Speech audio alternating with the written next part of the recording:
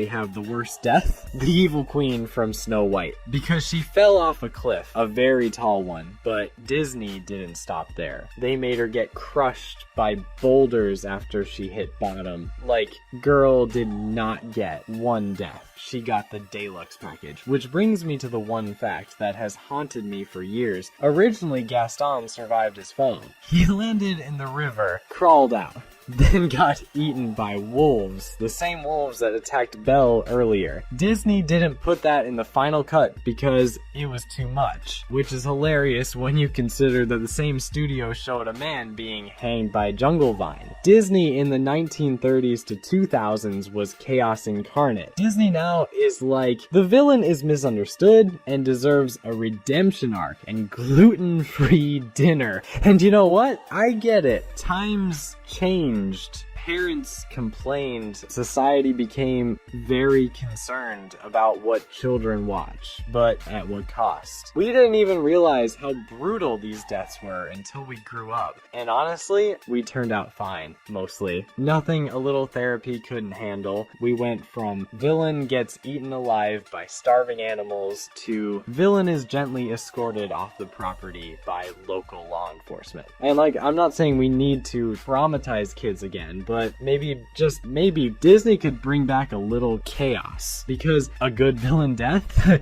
It's a release. Like, it's cathartic. It's satisfaction. It tells the audience, you watch this guy be evil for 90 minutes. Here's the payoff. I don't want to watch the villain apologize. I want to watch the villain fall off something really tall. The pattern is iconic. Disney villain just existing and Gravity taking it personally, and nothing beats a poetic villain death. Frollo being destroyed by the same church he used to justify his crimes. Scar being eaten alive by the same hyenas he manipulated. Facilier being dragged to hell by the spirits he thought he controlled. Poetic justice. No.